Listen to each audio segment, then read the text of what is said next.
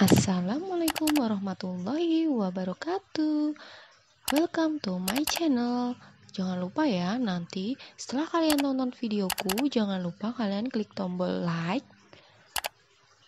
komen ya yang positif, dan jangan lupa subscribe dan nyalain loncengnya. Terima kasih teman-teman.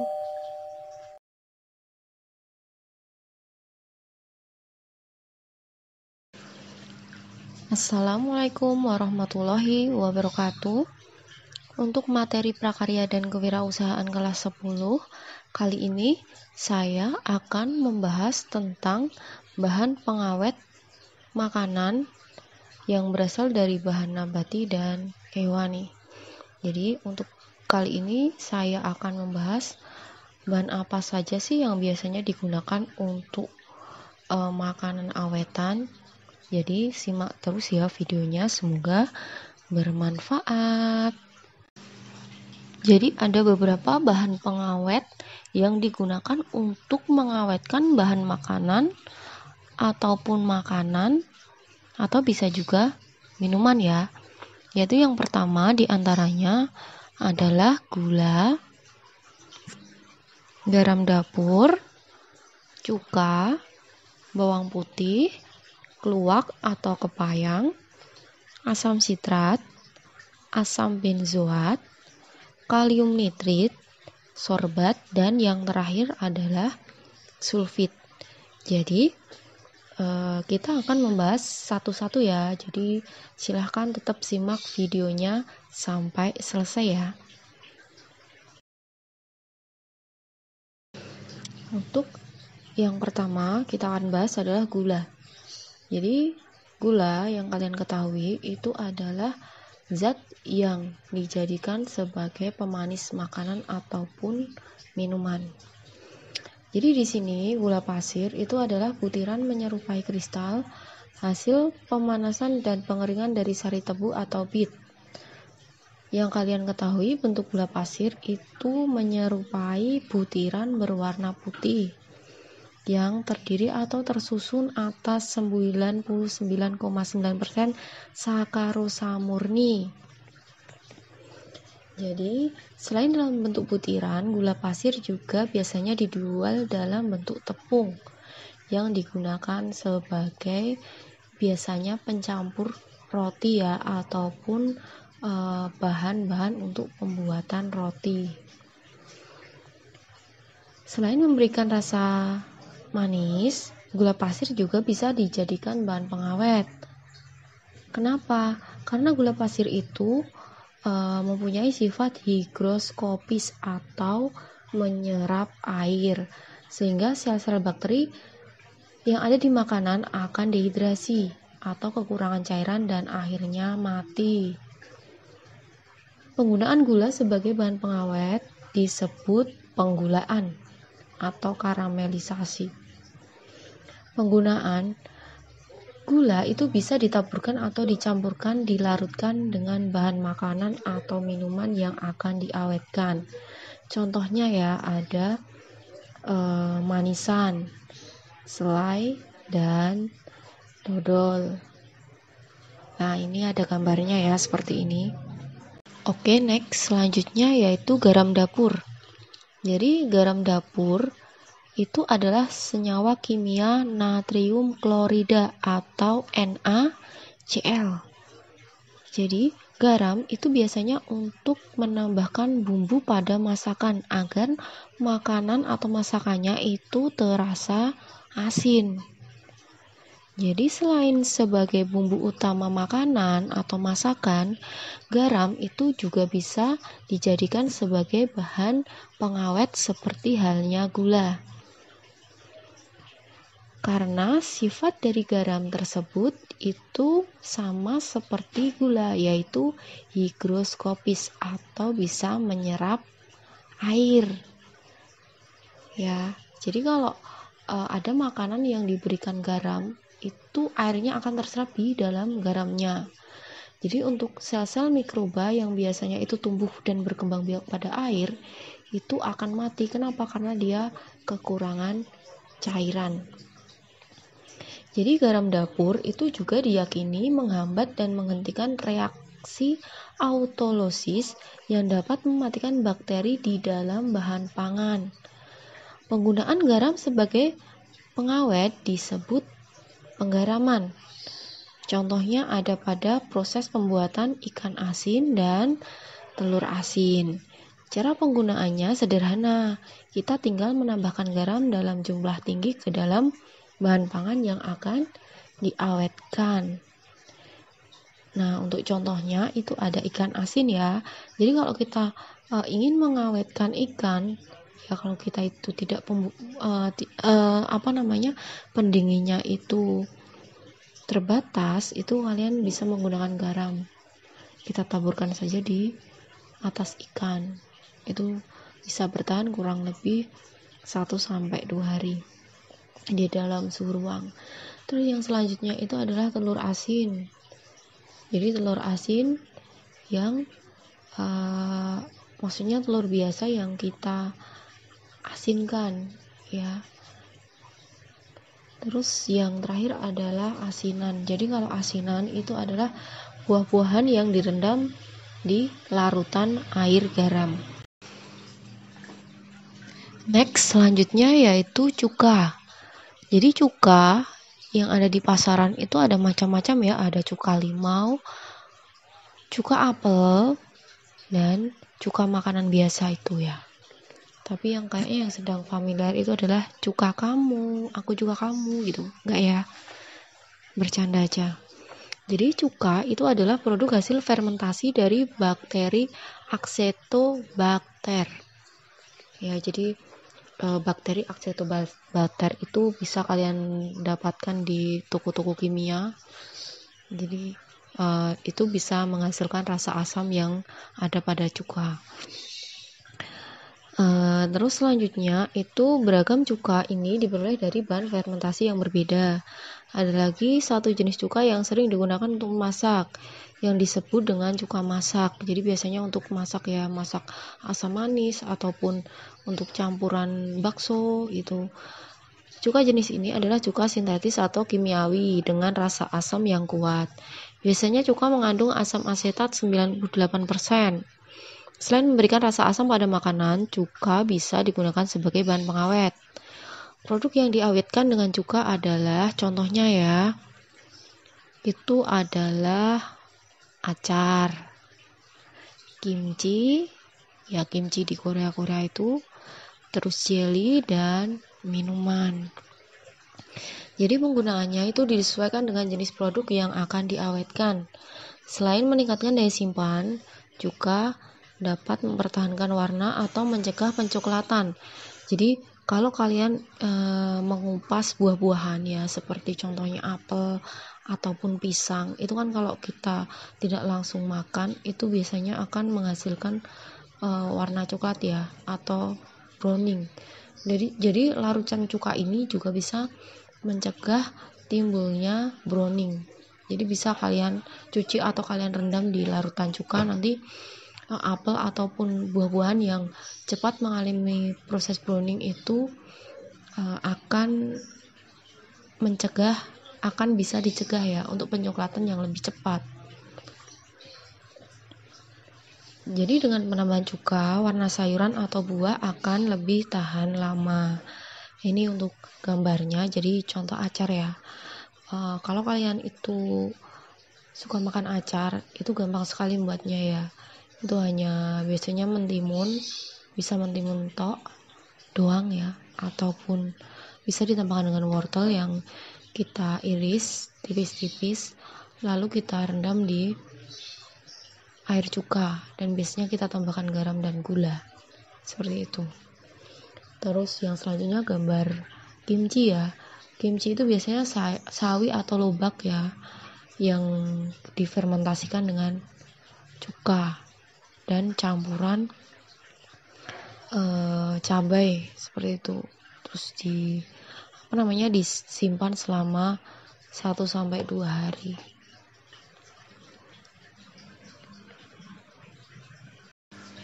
Oke, next yang selanjutnya adalah bawang putih.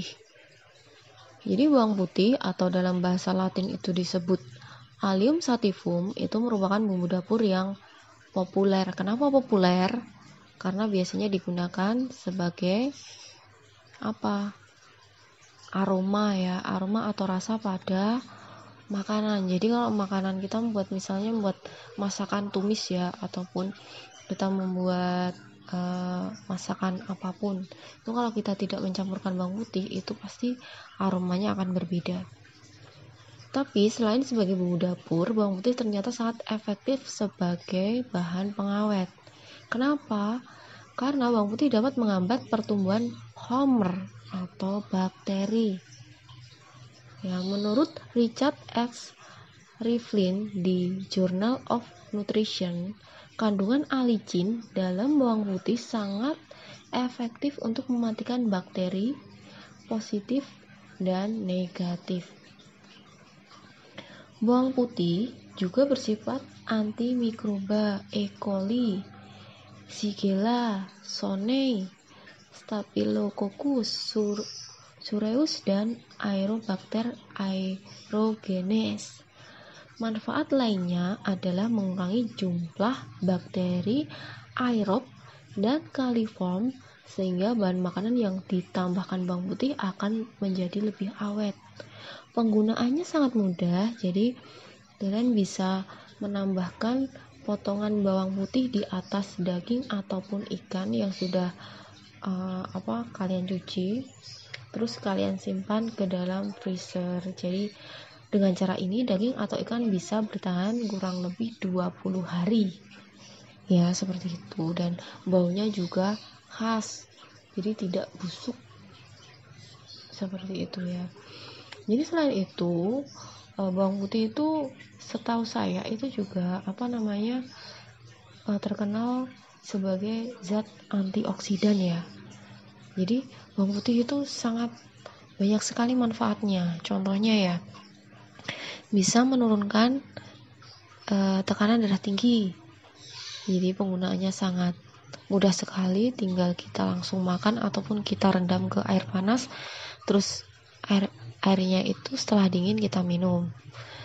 Bisa juga untuk kalian-kalian yang mabuk perjalanan, jadi bisa kalian makan langsung.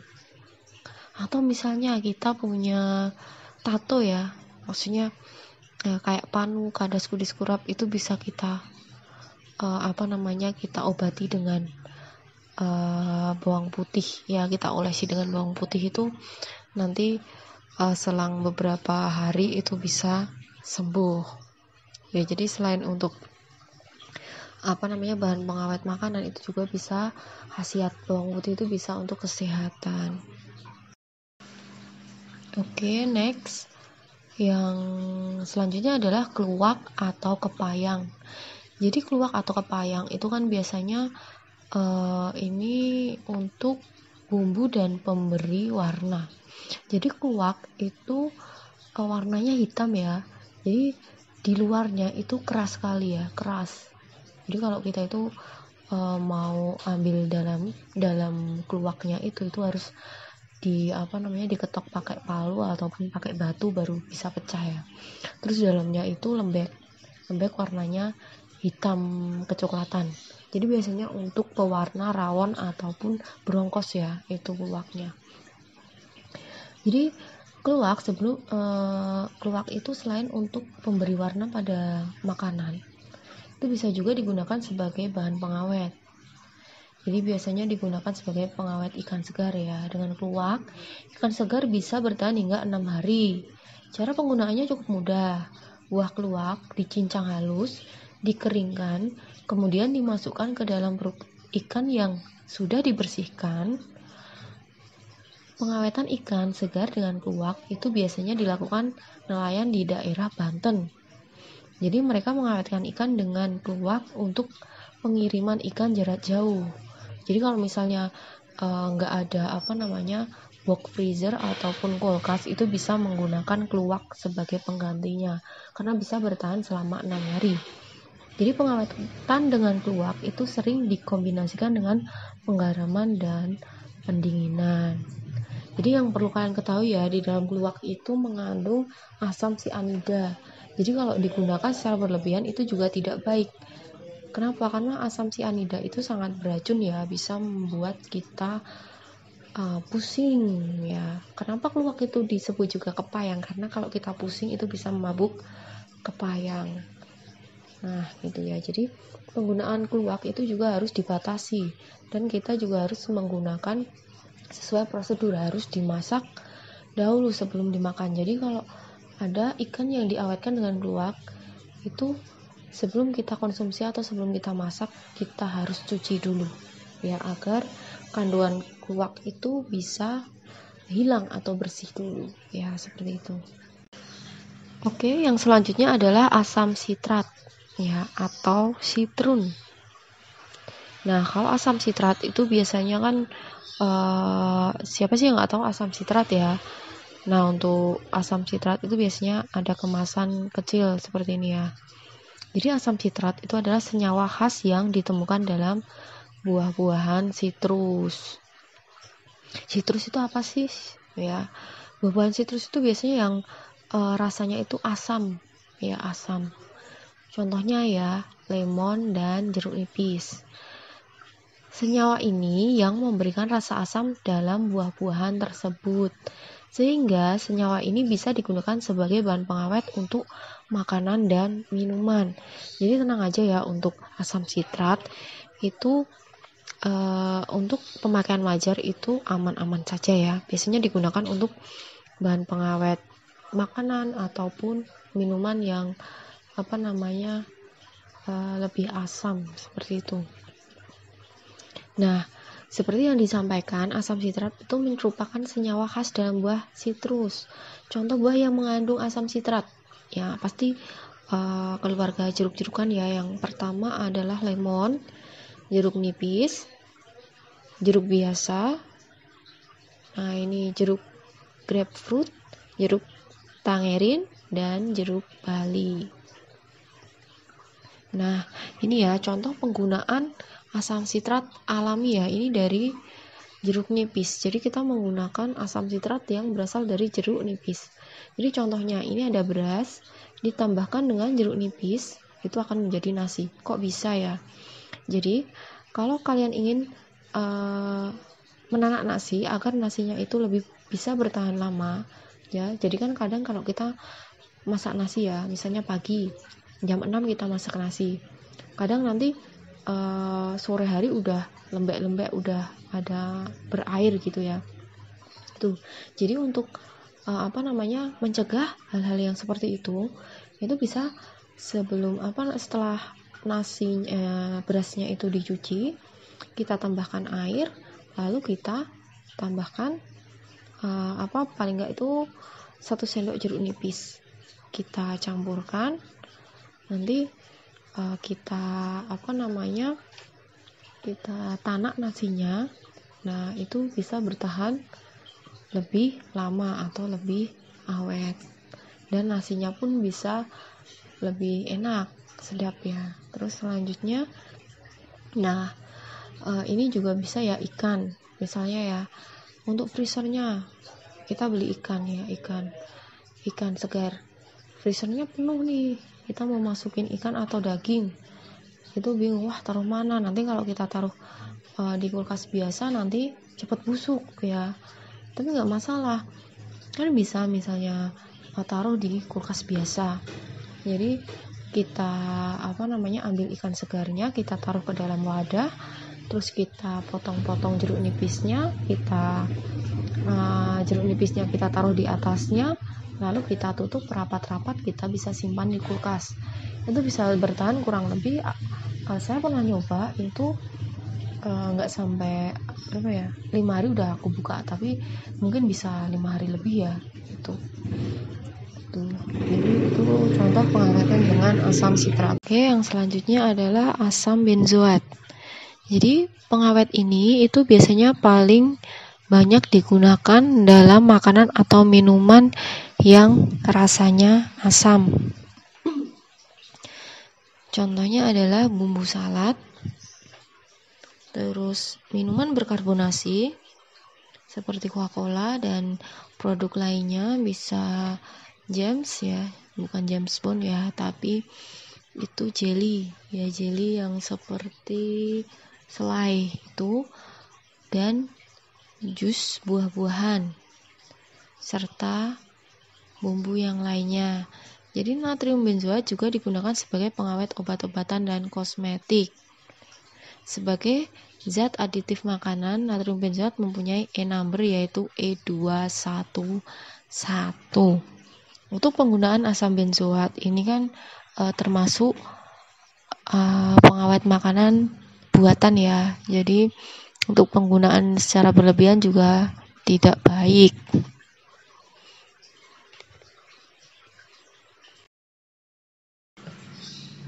Selanjutnya adalah kalium nitrit atau asam nitrat.